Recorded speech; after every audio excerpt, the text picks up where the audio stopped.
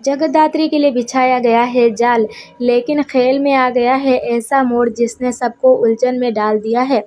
रुद्र इस बार अपनी नई चाल पर काम करता हुआ दिखाई देता है। वो जानबूझकर ऐसा माहौल बनाता है कि सब कुछ एक सामान्य मीटिंग जैसा लगे।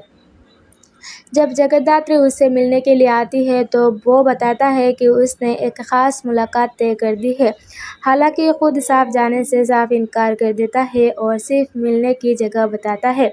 जगद्धात्री बिना किसी शक के बताई गई लोकेशन पर पहुंचने का फैसला करती है, लेकिन उसे नहीं पता कि उसी समय रुद्र अपने लोगों को पहले ही अलर्ट कर चुका होता है। उसका इरादा किसी मीटिंग का नहीं है, बल्कि जगद्धात्री को जाल में फंसाने का होता है। दूसरी तरफ शिवा और जाह्नवी भी अपनी टीम के साथ एक सीक्रेट मिशन के लिए उसी जगह पहुंच जाते हैं। दोनों अपनी पहचान छिपाकर एक अलग किरदार में नजर आते हैं ताकि किसी को उन पर शक ना हो। क्लब का माहौल पूरी तरीके से सामान्य दिखाई देता है, लेकिन अंदर ही अंदर हर कोई अपने मिशन पर नजर बनाया हुआ होता है। इधर जगद्धात्री भी चुपचाप एक कोने में बैठकर सही समय का इंतजार करती है। उसी समय धीरे धीरे उसको एहसास होने लगता है कि जिस जगह उसे बुलाया गया है वहीं शिवा और जाह्नवी भी मौजूद है। इससे उसके मन में कई सवाल उठने लगे हैं।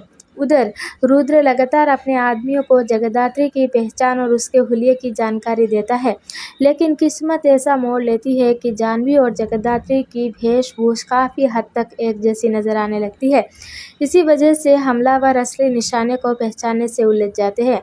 अब सबसे बड़ा सवाल यही है कि हमला आखिर किस पर होगा।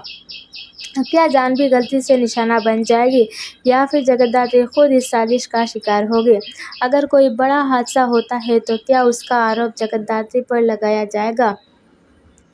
वहीं दूसरी ओर घर में तपस्या की पार्टी की तैयारियां भी चल रही है। साक्षी मित्तल के आने से माहौल फिर से तनावपूर्ण होने लगा है।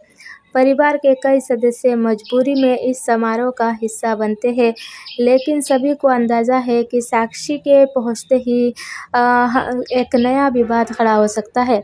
अब देखना इंटरेस्टिंग होगा कि क्या माया देशमुख इस पूरे माहौल को कैसे संभालेंगी और आने वाले एपिसोड में किसके लिए सबसे बड़ी मुश्किल खड़ी होगी।